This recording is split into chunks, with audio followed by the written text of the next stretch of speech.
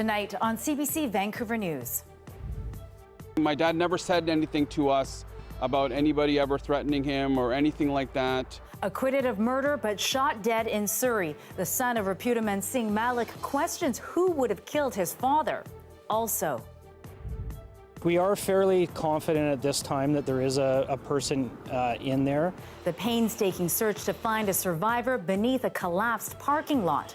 And homes destroyed, families on the run as a wildfire prompts fears of deja vu in Lytton.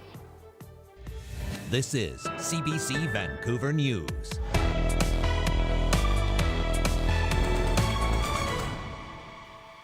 Good evening, I'm Lien Yeung. Thanks for joining us. Police are appealing for witnesses after the murder of Reputed Singh Malik. The man acquitted in the 1985 Air India bombings was shot dead yesterday in what police believe was a targeted killing. While there are some theories about the motive, as Mira Baines reports, Malik's family says they don't know who would have wanted him dead. Friends and family of multi-millionaire Sikh businessman Reputed Singh Malik paid their respects at his home a day after he was shot dead. You can't even imagine something like that ever happening in your life. You know, a family member getting shot, let alone your dad getting shot. Jaspreet Singh Malik does not believe his father's murder is connected to two bombings in 1985 targeting Air India passenger planes. 329 people were killed in the terror attack and two baggage handlers at a Tokyo airport. His father was acquitted of conspiracy and murder charges in 2005. It takes a lot of energy to hate. And to hate someone for 17 or more years and then to act on hate, I just can't imagine someone like that in the world actually exists. He also discounts theories that his father recently angered some through his public support for India's Prime Minister. Police warned not to jump to conclusions. We understand this is a high-profile international story.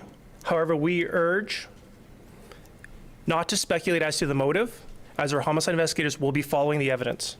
Police are looking for any leads on this vehicle, a white Honda CRV captured on CCTV cameras at Malik's office. Arriving more than an hour before the shooting, they say its occupants were waiting for Malik. Shortly after, police say the same CRV was found burning a few blocks away, evidence torched. For the families of those who lost loved ones in the Air India bombing, the killing has reopened old wounds. There has been no answers for myself and other families, and we've lost an important link to the source of truth behind their murder. Malik believes his father's murder will be solved. So I have faith in the RCMP. I have faith they'll figure out who did this. So Mira, we just heard from Malik's son. He's talking about his faith in police to solve this murder. What are next steps for investigators? Leanne, homicide investigators are urging witnesses or anyone with dash cam footage who is in the area around the time of the shooting to come forward to police. They do believe it was a targeted shooting, but experts say that these types of killings have been proven difficult to solve. Police are sifting through CCTV camera footage, but wouldn't say whether the shooting was caught on camera. Reputed Singh Malik's son is also urging people to come forward with information. As well, the family says it's still in shock and they haven't made funeral arrangements yet. Lien? All right, Mira Baines, thank you so much for reporting live for us tonight. A woman is dead and a man is in hospital after a shooting this morning in Maple Ridge. RCMP responded to calls just before 9 o'clock about an incident on 119th Avenue. The woman died while the man sustained non-life-threatening injuries. There's no word on a possible motive, but police believe the victims were targeted. Their investigation is ongoing, and anyone with information is asked to contact police.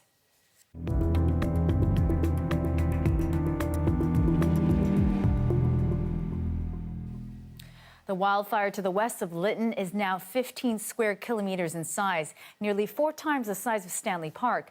At least 6 homes have burned on the Lytton First Nation Reserve. And as Karen Larson reports, the location of the fire is making it tricky for fire crews and those trying to flee. The fire has been raging for a day, growing exponentially in terrain hard to access by firefighters. So far, humans and livestock have gotten out unscathed. We have to go by the message that we're strong and we're resilient, but People always have to be aware of the risks of fire at this time of year. Close to 100 properties on the Lytton First Nation and another 50 in the Thompson-Nicola district have been evacuated. But getting out isn't easy. The tiny ferry servicing Lytton's west side is out of commission because of high water on the Fraser River. Most are taking a gravel road about 80 kilometers north to an evacuation center in Lillooet. Well, it's hard to be on the move and on the run, especially if you're elderly or disabled. We know last night 2 people had to ride on the hood of a car because there was no other room for them. The fire is threatening homes on the other side of the river from where Lytton's main area burned to the ground last year. Oh no, not again. For those who lost their home in 2021, it's a painful reminder. There's a lot of people, though, that I've spoken to in the last day and a half here that went through severe PTSD and trauma, and this fire has just really triggered a lot of emotions for those people. Locals say when the fire broke out, the community pulled together to protect houses. The people that help are just fabulous. And people just pitch in and help, and they save homes by doing so. 80 firefighters, 6 helicopters, and 3 air tankers fighting to hold the flames back. Karen Larson, CBC News, Lytton, BC. And meteorologist Johanna Wagstaffe joins us now. So, Joe, we saw a little bit of rain here in Vancouver. Any headed Lytton's way to help with that fire situation? Leanne, we actually did see a few sprinkles on the ground in Lytton today. This system moving into Vancouver was early. We'll talk more about that by a good 8 to 10 hours from what the models were saying. So it wasn't expected to see those showers in Lytton, but they really didn't provide a lot of help. Let me take you to the conditions on the ground right now. Take a look at the current temperature, which is only just hovering below 30. And we are at this hour still seeing wind gusts coming from the south towards the north at 41 kilometers per hour. We've been seeing those gusts to 50, 60 kilometers per hour just in the past few hours. And we really didn't see those winds die down for long through the overnight. Now, at this point, those winds are pushing the flames towards the north and west. The aggressive move of the fire is up that western flank of steep slopes, as Karen mentioned, making it difficult for firefighters. The other factor making it difficult, the smoke. And we have widespread air quality advisories in place for Lytton and the surrounding areas to the north, where that smoke is being pushed, for air quality expected to remain in place. Here are those showers, though, that we're hoping to advance on Lytton in the next couple of days. Here's pausing you Saturday evening and then filling again Sunday evening. Leanne, we're not talking a huge soaking, though. We're talking maybe 10 millimeters of rain over the weekend. But what will help is a drop in temperatures and hopefully an ease in those winds, but a critical next 12 hours to go. Yeah, certainly something to watch. Thank you so much for that, Joe. You're welcome. BC's highest court has rejected an appeal aimed at opening the door for private health care in our province. The legal saga has been ongoing for more than a decade, led by a Vancouver doctor who argues British Columbians have a right to seek private treatment. John Hernandez joins us now live with more on this story. So, John, walk us through the decision. Why was the appeal rejected today, and what does it mean? Yeah, it comes down to the BC Court of Appeal's belief that a two-tier health system would ultimately come at the expense of equal access of healthcare to all. So let's go back to 2009 when this all started. Dr. Brian Day, a Vancouver-based surgeon and owner of the private Cambie Surgery Centre, put forward a constitutional challenge to BC's Medicare laws. He argued that legislation preventing British Columbians from accessing private health care violated their charter rights to life and security of the person, particularly when wait times in the public system are exceptionally long. In 2020, the BC Supreme Court denied this challenge on the grounds of fundamental justice that ensures everyone has equal access to health care. At the time, the judge noted a two-tier system would favor the wealthy over the disadvantaged and could ultimately lead to longer wait times in the public system. That decision was appealed by Dr. Day, and this morning his appeal was rejected on similar grounds. Health officials called it a big win. It's a good day. We won at trial. We've won in the Court of Appeal, 3-0. It's obviously a lawsuit brought by Cambie and others against the government of British Columbia. And so we're obviously happy today. So, John, obviously a lot has changed since this case first entered the courts in 2009. We're in the middle of a healthcare crisis. There are long wait times. ER is being forced to close. There's a shortage of family doctors. Did that factor into the court's decision? The short answer is no. As we mentioned, the legal battle has been ongoing for over a decade, and justices involved in the appeal do acknowledge the game has more or less changed since then. In his judgment, Chief Justice Robert Bowman said the facts as they stood at trial may well be significantly different now. He said the recent impact of the pandemic on surgeries and mounting doctor shortages are challenges that didn't factor into the decision, but do need to be addressed moving forward. Another judge said even the long wait times are grossly disproportionate to the objectives of BC's law. So despite losing the appeal, Dr. Brian Day said some of those points were reassuring. Our politicians need a reality check. If they watch the news daily, they can see the dire straits that our medical system is in. And they now, what this judgment means is they need now to act. And they need to act because the price is being paid not by politicians, but by those Canadians who are suffering and dying on wait lists. And this saga likely isn't over yet. Day says he does plan on taking this case to the Supreme Court of Canada. All right, lots to keep an eye on. Thank you so much for that. John Hernandez reporting for us tonight. Thanks, John. Thank you. Fires, floods, and a heat dome, extreme weather events have been plaguing BC ranchers and farmers. In response, the province is rolling out new funding in preparation for extreme conditions. These things will help BC farmers and ranchers prepare for future climate events and better protect their family farms and businesses. $500,000 will be made available for producers to upgrade their facilities. Farmers and ranchers can access up to $35,000 to build resiliency against wildfires, flood, and extreme heat.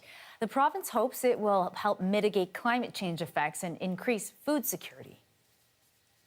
If your outdoor adventures have been met with swarms of mosquitoes, you're not imagining them. As Benit Brach reports, a wet spring has meant more of the insects out hunting for some fresh blood. Whether you're out for a hike, a paddle, or just relaxing outdoors, expect more bites from these guys. Mosquitoes are definitely higher than normal for this time of year. Sean Calvin has a hotline to manage the insects. We apply a granule directly to the standing water. This granule is both target specific to mosquitoes and non-toxic. They kill off 85 to 90% of all mosquitoes before they emerge into the ferocious biters they can be. And this year, they're getting a lot more calls than usual. The particular type of mosquito currently buzzing around is the floodwater mosquito, and it thrives in high water levels. It lays its eggs on the banks of rivers and the banks of ponds, waiting for the next year for the snow to melt. It lays thousands of eggs, and they don't have to hatch right away. And this wet spring, lots of rain, melting snowpacks, and floods mean high water levels in the Fraser River have caused a mosquito boom, a mass hatch after accumulating for several years. The culmination of multi-years of eggs being laid and now being flooded and all those mosquitoes emerging. The focus is largely around the Fraser River. As the Fraser River floods, it floods in areas that are typically dry, and that's where we're finding the larvae, in the floodwater created by the Fraser River. Experts say some of the hot spots are Fort Langley, Maple Ridge, and Walnut Grove, while others aren't seeing many mosquitoes at all. I haven't personally noticed that many more mosquitoes in the area. I haven't noticed very many this year. But if you are in an area where the bloodthirsty insects are hungry, there are some things to prevent your next bite. Dawn and dusk are the worst times to be outside, but if you're going to be outside, we do recommend repellent with deep and lighter color clothing. So I have mosquito bites all over my arm, and while mosquitoes can cause red itchy bumps, experts say in BC there's very few pathogens and parasites transmitted by mosquitoes, and the insects will be gone as the temperature cools down. Benit Brach, CBC News, Vancouver. Just one sec, I just got it. The Vancouver Folk Fest is back after a quiet 2 years due to the pandemic. Now the 45th annual beach music experience has crowds jumping out of their Birkenstocks in excitement. Our Jeremy Ratt is there and he joins me now. So Jeremy, what's it been like? What are you seeing today? Honestly, despite the fact that it's not really that rainy out, or it's a little bit rainy out right now, but at the same time, people are making the most of it. They're bringing the sunshine with the positivity. It's really a great scene out here. So it's a little damp, but everyone's having fun. Great. Have you seen any fun musical acts so far? So we were just hearing a little bit from Sonoy from Korea. Their vocals are amazing. I really dig the percussion. So that's the first glimpse I've been getting so far. Great. And what have organizers had to say about being back after the pandemic? So I spoke to artistic director Debbie Salmonson with Vancouver Folk Music Festival, and we had a lovely conversation about what it's like to be back after 2 years in limbo, 2 years out of tune, if you will. Well, right now it feels really exciting. Earlier today it felt a little terrifying, to be honest, but now it feels really great. And you know what's wonderful? We have like 900 volunteers and they all came back and they're all doing their jobs, and we're all kind of remembering because it's been a minute since we all did our jobs here, but we're so grateful to have them, and all the artists are really excited to be playing. Organizers from the festival are still hoping that y'all can come down. We got tickets still on sale here at the festival, and that's all from me, Leanne. Back to you. All right, thank you so much, Jeremy. I hope you get a chance to enjoy some more musical acts as we head into the evening. That's Jeremy Ratt reporting for us from the Vancouver Folk Festival. And another Vancouver festival is making its return in person after the pandemic. The 20th annual Chinatown Festival kicks off tomorrow. The event is free to attend and runs all weekend. Organizers have planned activities like an augmented reality scavenger hunt and a giant mahjong game. Evening events include a salsa dancing social, family movie night, and an all-Asian comedy show. To give us a little preview of the festival to come, I'm joined by Jordan Eng. He's the president of the Chinatown Business Improvement Association and one of the organizers of the event. So Jordan, tell us, what should we expect as we head into the weekend? What have you guys got planned? Well, we have an exciting lineup. This is the first time that we've been able to do this in the last couple of years because of the pandemic. So it's really great to have people back in Chinatown. We're starting off on Saturday at noontime with our opening ceremonies. There'll be dignitaries, friends of Chinatown's, community organizations, and of course the traditional eye dotting of the lion to start the program for the weekend. Very nice. And so, Jordan, we've heard, over the past couple of weeks, especially throughout the pandemic, the challenges that Chinatown has been facing, increasing homelessness. What's it like to be organizing a festival at this time in Chinatown, knowing what's happening out on the streets there? Well, we have to be cognizant of the neighborhood that we're in, and there are issues that we've been dealing with, and it's, been in the media, but, this is really a time for us to celebrate the community, the historic neighborhood, and what the community has to offer. It's going to be really exciting. And what are you hoping people will take away from the festival after they attend? Well, I think there's twofolds. One is it's a cultural event, which is quite distinct from any other neighborhood and the other festivals in the city. Two is, really to bring people back into Chinatown. There's a lot of people that grew up coming to Chinatown, and the neighborhood continues to emerge, and we're excited. We've got some of the best restaurants in the city. Some of the, for the older folks, there's a lot of seniors that come down here to the restaurants for coffee and meeting friends. And for the young adults, we've got bars and restaurants that are some of the best in the city, if not best in the country. We've got some real highlights in the neighborhood that as it's emerging. So, absolutely. Well, good luck with the festival this weekend. Thanks for joining us, Jordan Eng from the Chinatown Festival. Thank you very much for having me. In an effort to ensure trouble-free travel, some vacationers are going baggage-free while they are cutting down to carry on. Coming up.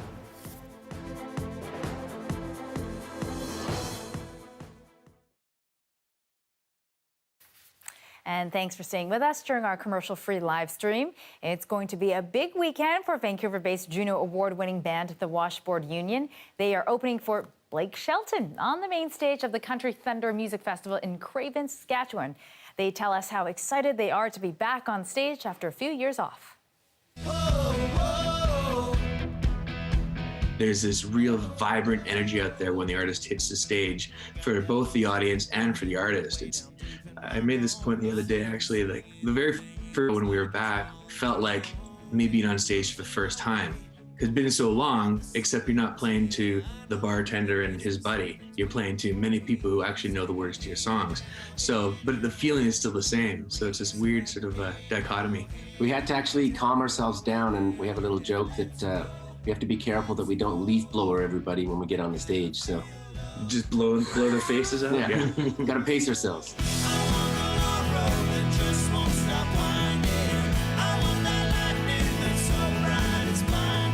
We tailor what songs go into our sets for sometimes the areas that we're in, or parts of the country. Another piece that's been pretty strange here is that we released an album during the pandemic. So we had a whole bunch of songs that we had never played live, but also none of our audience had heard live. Yet by the time we got back to it, it was a year and a half-ish later. So, and they knew all the words. That's the weird thing is, so we're playing this song for the first time in front of an audience, but they already know the words.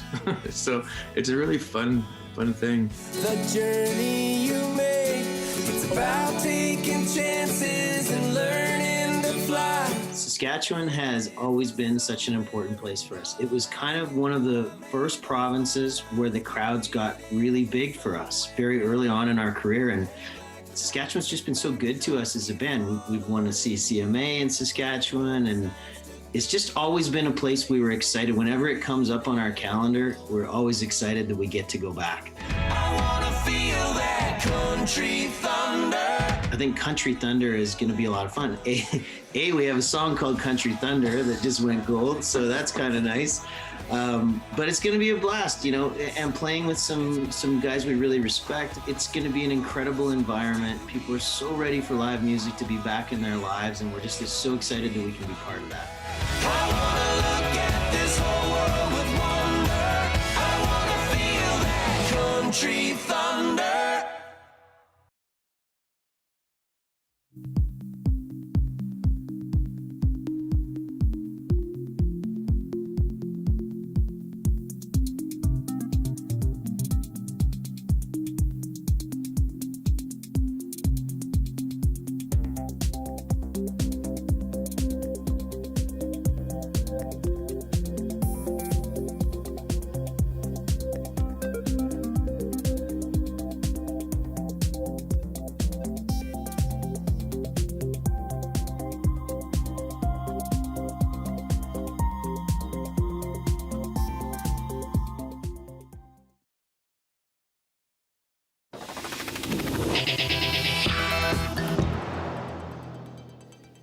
It's no secret that air travel is a mess right now, with cancellations and delays being extremely common.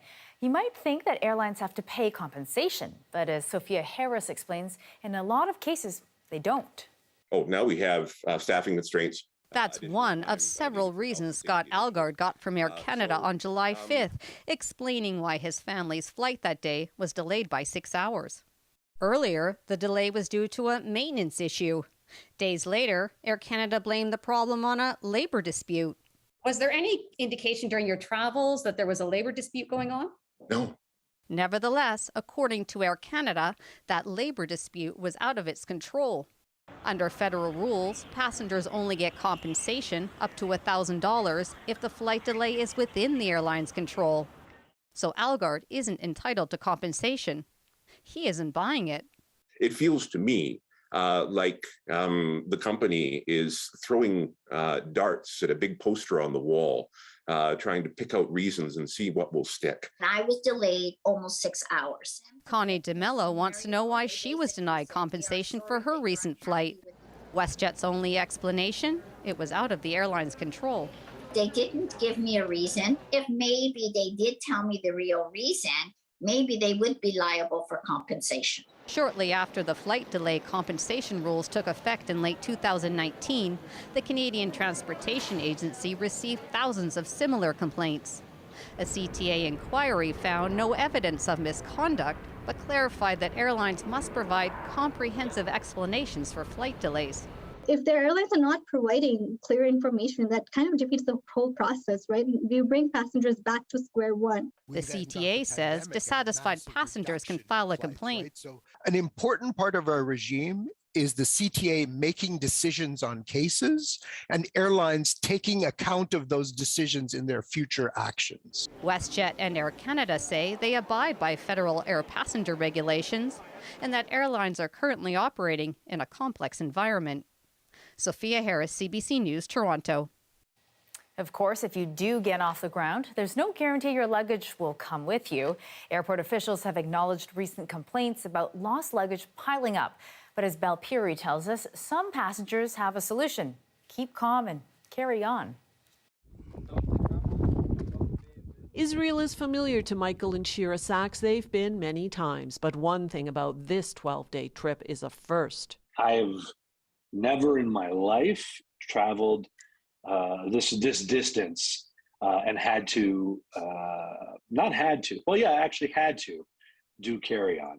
The Vancouver couple deliberately packed carry-on only to avoid travel disruptions consuming the airline industry. There's certain things that we would rather buy here than take the risk of losing our bags for the period of time for even 2-3 days, because that is 30% of our trip. Increased demand and staffing shortages have led to luggage chaos at airports worldwide. Carry-ons are now a hot commodity. This item is really popular. It's about 95% of sales at this luggage store are carry-ons. We have customers coming all the time. We just want carry-on. We just want carry-on. Everybody is kind of afraid they're going to lose their bags on transit or whatever the vacation they go, and they're afraid they're not going to have their clothes for when they need it. For frequent flyers like Sandra Thomas, the carry-on's newfound popularity is a nightmare in itself. People are kind of arguing over spaces. It's kind of ridiculous sometimes, the amount of carry-on that I see people getting away with. You're being forced to check. Some airlines already charge for carry-on bags. This travel writer won't be surprised if others follow suit. In recent weeks, the volume of summer travelers has increased significantly, but airports say the corresponding increase in checked luggage has been minimal. Cabin baggage is what's flying. And the trend is expected to last. There's no doubt whatsoever I'm never checking a bag again. And I will actually do everything I can to continue to have my wife on the same idea. Belle Puri, CBC News, Vancouver. Across the country, home sales are cooling and the average house price is also dropping.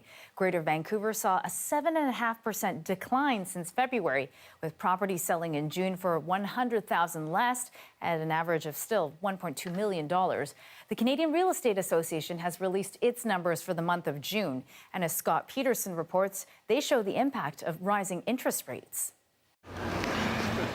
It is clear now for a third month in a row that rising interest rates are cooling Canada's real estate market, with prices coming down for a third month in a row. Sales also coming down off their peaks from the year, and this is all according to the Canadian Real Estate Association. Let's take a look at some of the numbers, because month over month, sales pulled back somewhat dramatically. 5.6% was the decline in sales month over month, but year over year, it shows a much larger decline. From this time last June, sales down 24%, but one caveat here is sales hit a record last June 2021. Prices for the first time turned negative year over year. The actual prices fell 1.8%, and again, that's the first time that they've fallen negative over the last 52 weeks. The average home price now in the country is just over $665,000. That's a new national home price. That includes detached homes, semis, and condos, all mixed in that. And when you consider the record that was set with that average home price back just in February of $816,000, that means the average home price across the nation has declined about 18% since February alone. Now, the sales in BC are down about 10%, and Ontario were impacted by 8%, arguing that those markets were overheated. And the reason why we pay attention to the Canadian Real Estate Association is they control the multiple listing service, which controls over 90% 40% of all the transactions in the country. So this gives us a direct litmus test as to what the mood is in the real estate market. Lots of economic commentary as well as far as how low these prices could be. And we just saw that big 100 basis points hike from the Bank of Canada just a couple of days ago. So clearly, there is a chill on these markets with the rising interest rates making mortgages more expensive. All right, that was Scott Peterson reporting from Toronto. Back to local news now, and it is a race against time in East Vancouver as crews continue to comb through a rubble at a collapsed Parkade roof off of Lougheed Highway. One person is still buried at the site, and it is being treated as a rescue at this time. As Michelle Gassoub reports, the operation is proving dangerous for crews. A 12 by 9 meter hole gapes off the side of Lougheed Highway. Yesterday afternoon, a loader collapsed through this parkade, crashing into an office space. 8 people were rescued, 2 of them in hospital. One person is believed to be under the rubble and may still be alive. Yes, we are fairly confident at this time that there is a person in there based on eyewitness reports and location of the person's cell phone. The cause of the collapse is still unknown. A large amount of dirt that was piled on the parkade and crashed through the roof is complicating the operation. There are debris, wires, metal ducting, drywall, everything that you would find in a building is all heaped into a pile, and they're attempting to painstakingly remove that at this time. The fire department says this is a very dangerous and complex type of rescue operation. They have to make sure that when moving debris inside, they don't cause the walls to collapse on them any further, endangering themselves and anyone who is still trapped inside. People inside the office said they saw dirt falling from the ceiling, giving them some chance to escape. This expert says it's unlikely an investigation will point to one root cause of what happened. It's a series of things that happened over time. We don't know a lot about this building at this point. We don't know about the design, construction, maintenance, but it is an older building, and so for sure there's a layer of things that have happened over the years. Incidents like this are exceptionally rare in Canada, though in 1996 there was a similar collapse not far from the site. For now, crews are painstakingly combing through what remains of the office. It's never as fast as you want it to be, but you just have to do it and take the time properly, because you can make the situation worse for not only you, but that person that you're trying to find. Holding out hope that someone will be pulled to safety. Michelle Gassoub, CBC News, Vancouver. From composting to mulberry trees to silkworm production, the possibilities are endless at an urban farm right in the middle of the city. We'll take you to City Farmer after the break.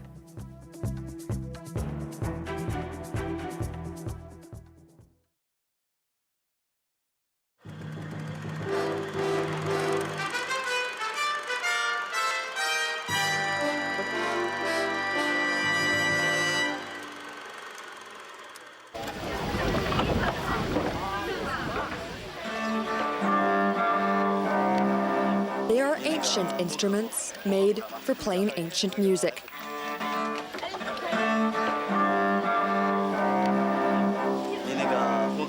And for the people in the Chinese Shaanxi folk group, even their costumes talk of tradition. We have the kind of 5 good animals cap. And see here, you have a toad. There's a frog. Frog is a good animal because it eats up bad insects. And if you wear this kind of cap, it will protect you to be healthy and, well, you will have good luck and fortune. Hand embroidered by peasants, the costumes are worn to show happiness. And the Shaanxi troupe is at its happiest, performing.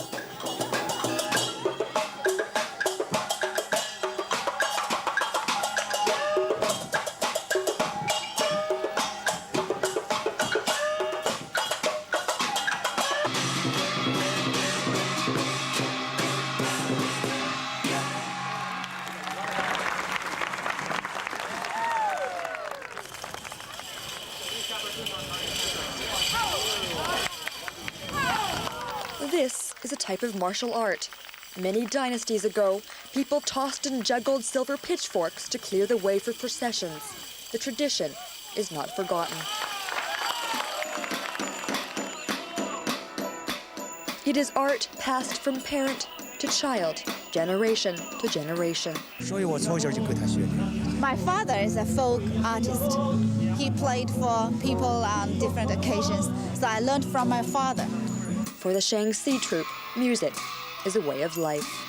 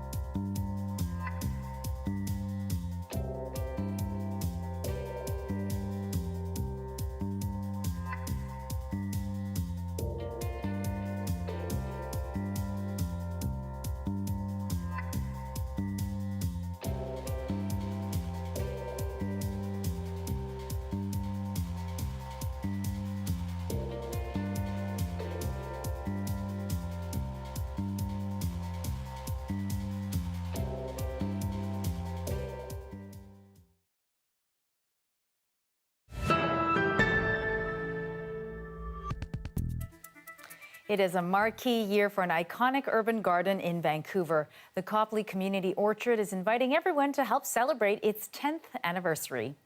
If you head west out of the Nanaimo SkyTrain station, you'll come across this bit of an urban oasis filled with berries, cherries, and other fruity delights. Anyone who's interested in growing food can join Copley Orchard. There are no private plots. This year, volunteers have also set up a library where people can drop off and take seeds, plus a workshop that teaches people how to plant and collect those seeds. So not only are we contributing to food in our community, also food literacy, and where people are learning about the seasons and the cycles of growing food. And we like to encourage people to come with their children or our elders and just get their hands in their dirt if they want. The land used to be owned by the Copley family in the early 1900s. Before the orchard cropped up, it was slated for residential use. But those plans didn't come into fruition because of a sewer pipe that cut through the land.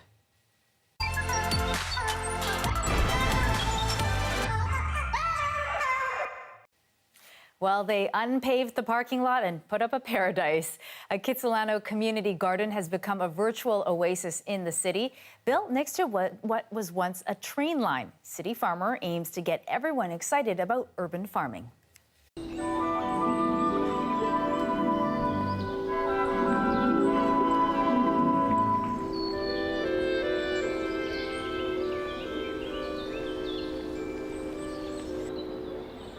You know, it is one of those funny things. You'll be in the garden and we're listening to all the bees buzzing on a particular plant. Their buzzing is a sign they're pollinating. And, you know, you could be sitting there enjoying, and then the recycling truck comes along and dumps all the glass out. It's sort of just this rolling ebb and flow of city life.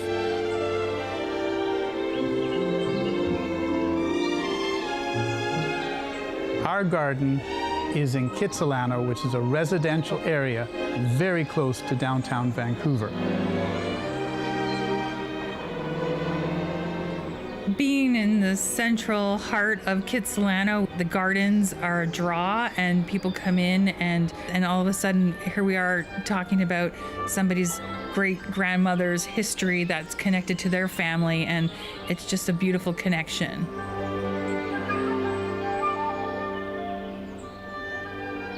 I was one of the founders of City Farmers Society, and we started in the spring of 1978. We inherited a parking lot. We took that as a mission for ourselves to create a paradise. We've been here so long that we know all our neighbors, so we become a garden community, and we still remain the center of that.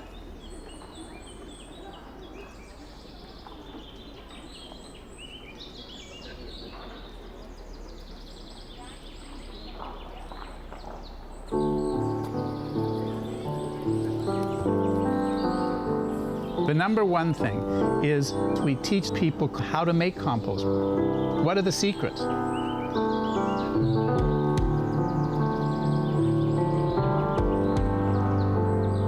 Compost is what closes the loop in the cycle of life.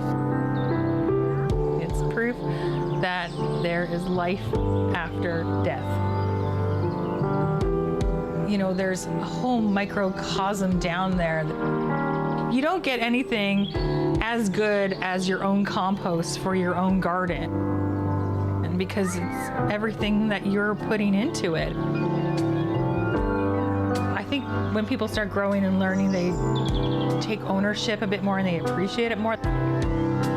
The garden is definitely a canvas for all sorts of exploration with the plants that we grow, like where silk comes from. So you can't grow silkworms unless you have their main food. First I had to find a mulberry tree, and the thing has grown into this, 30-foot tree. And we've had people weeping under that tree, just like remembering their grandmother. They have these stories and it just triggers their childhood. And a place like City Farm is a way to show people the life that's around them, for all sorts of exploration with the plants that we grow, the things that we can make out of them, the stories that happen, and that we can connect with people who come from different places in the world. When I was young, I loved Joni Mitchell. And one we all know about is when she spoke about urban centers. So we really have to thank Joni Mitchell. It is more of a paradise every year. We are a community hub. Come and enjoy the garden.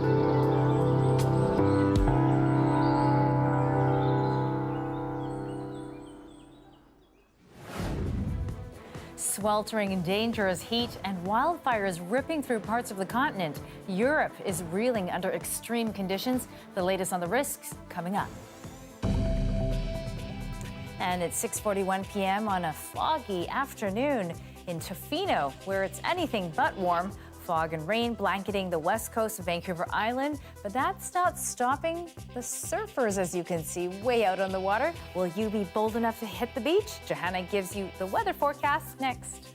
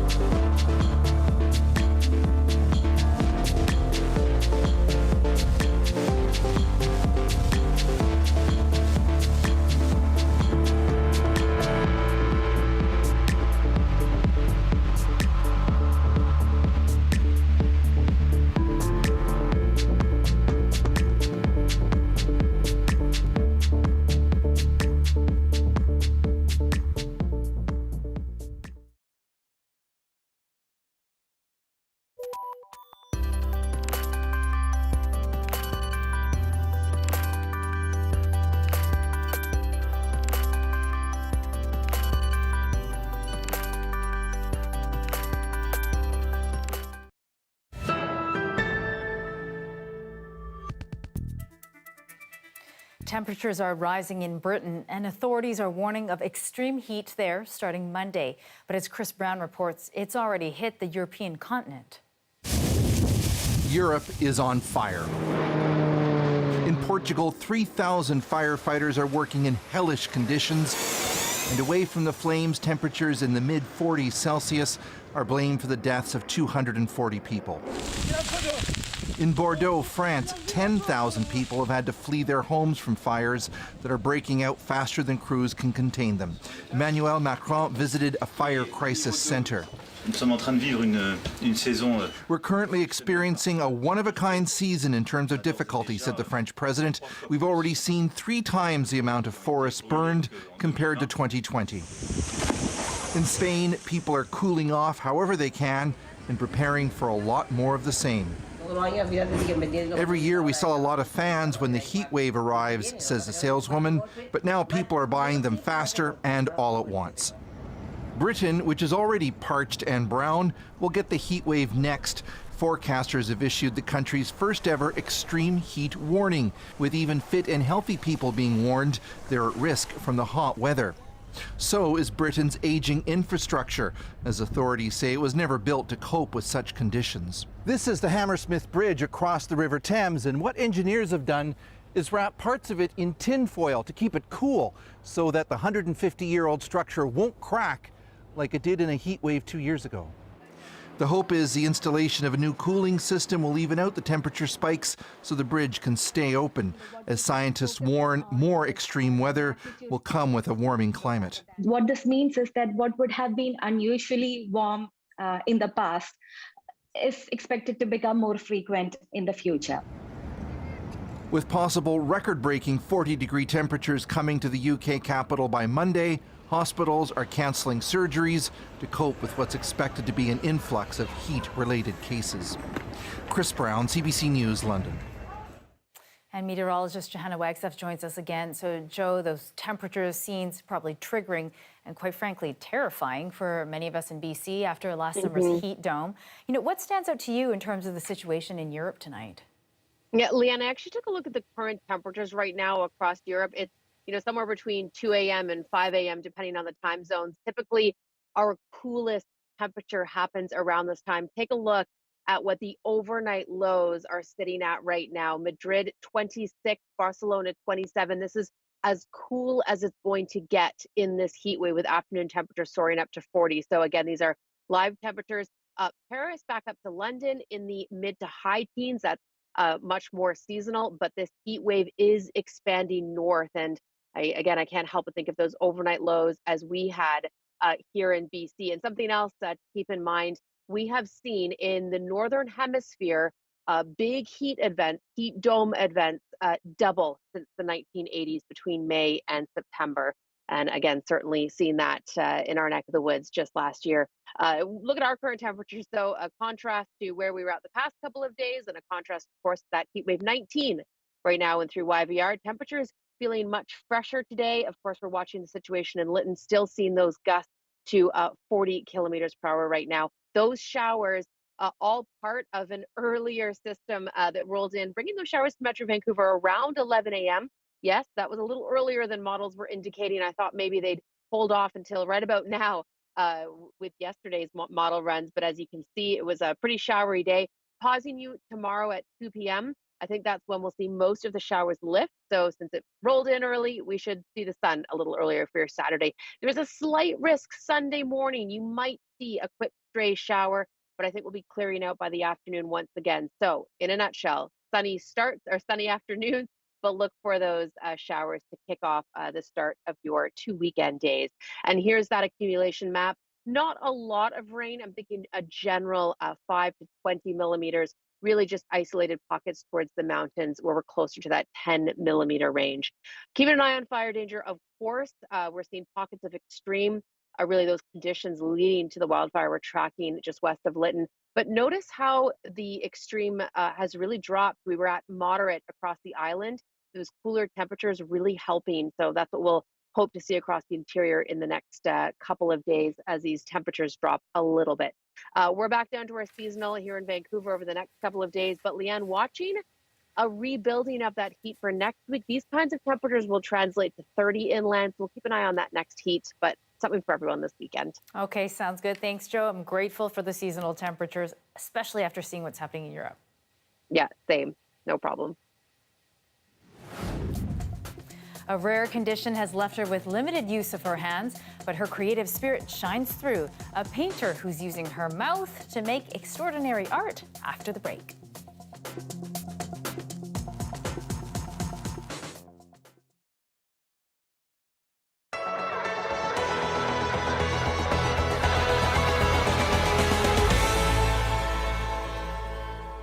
Hi, my name is Jennifer Blunden. I work for Northeast Avalon Atlantic Coastal Action Program.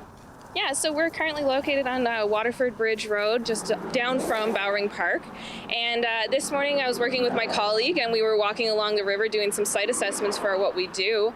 And as we were walking along the river here, there was a little pop in the river. Usually we would assume it'd be a fish. And to our surprise, we ended up finding out that it was actually a turtle. So what was your reaction when you saw this turtle down there blipping in the water?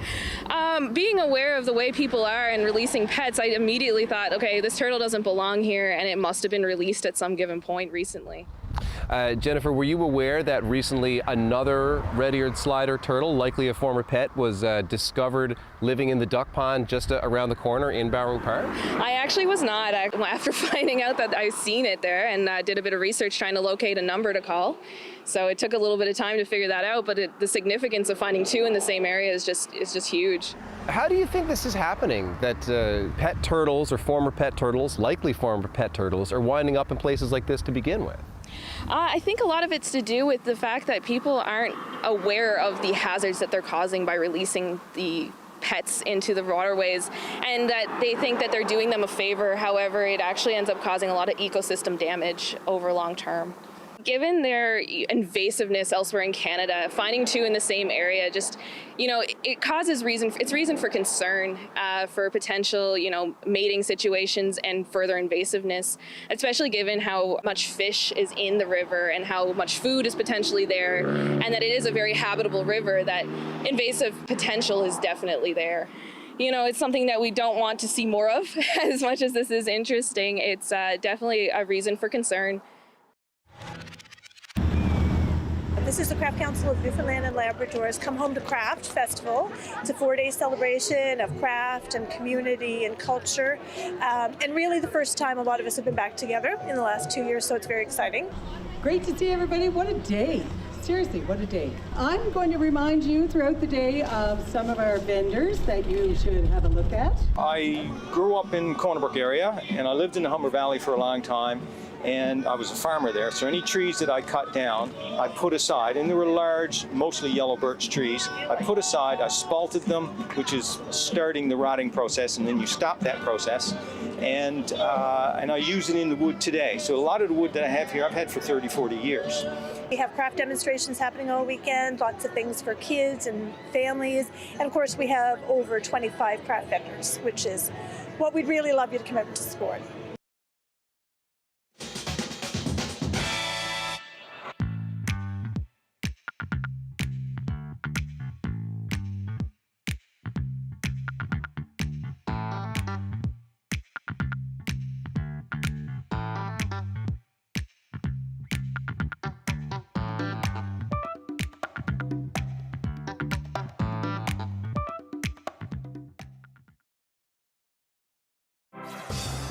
Hi, I'm Amy Bell, and here's what's in your CBC Vancouver inbox. Join CBC Vancouver at the 15th Annual Surrey Fusion Festival, a celebration of food, music, and culture on July 23rd and 24th at Holland Park. Plus, it's free to attend. Visit surreyfusionfestival.ca for more info. And tune in to On the Coast Wednesdays for The Climate Changers, a new special series about the people who are taking action against climate change. Learn more at cbc.ca/BC.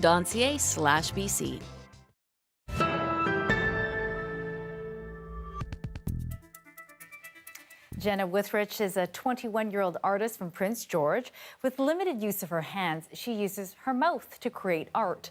And through her creativity, she's embracing her Indigenous background. Take a look at her extraordinary work. Here we have my art room. My name is Johanna Wagstaffe. I am an artist here in Prince George, and I paint anything from drums to canvases to honestly pretty much anything. I was born with a condition called arthrogryposis. It means that my bones and my muscles are weak and limited and very restricted, and all of my joints are all locked in one spot. I started painting and writing like with my hands and my mouth, like at first when I was a kid.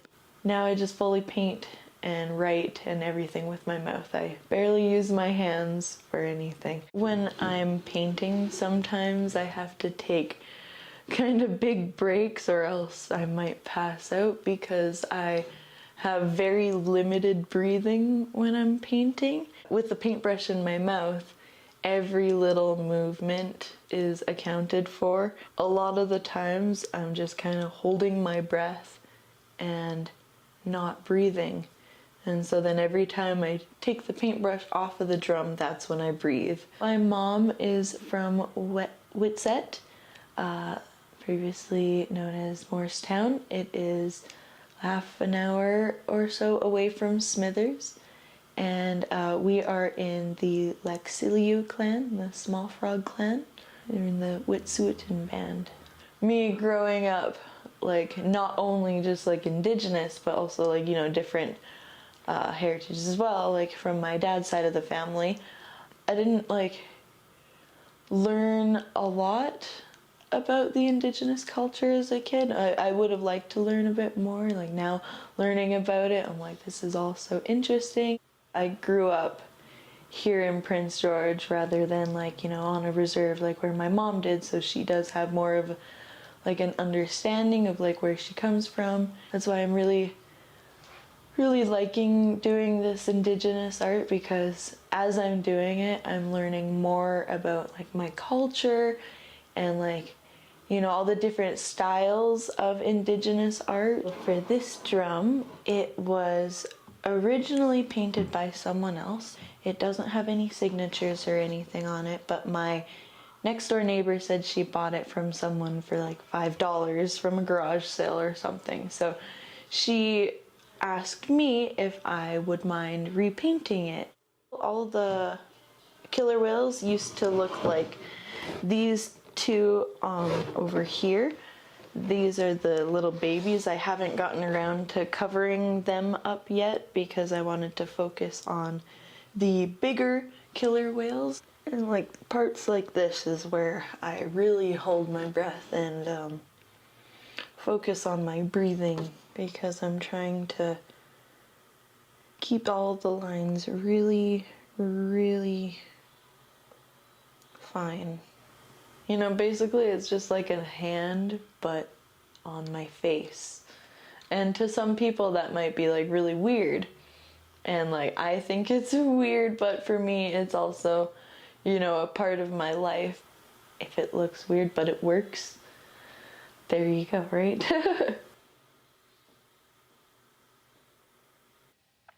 Such strength and tenacity and just beautiful, beautiful work. I just found Jenna's Instagram account if you want to follow her. Beauty Within Arts. She is indeed doing that. All right, gorgeous. And thank you for being with us tonight on CBC News at 6. Hope you had a great week. We want to remind you, if you're not already watching us on CBC Gem, you might want to do that. That's our free app. And tonight we have Isabel Regam sitting in the Late Show chair. So that's on at 11 o'clock after the National. Have a good night.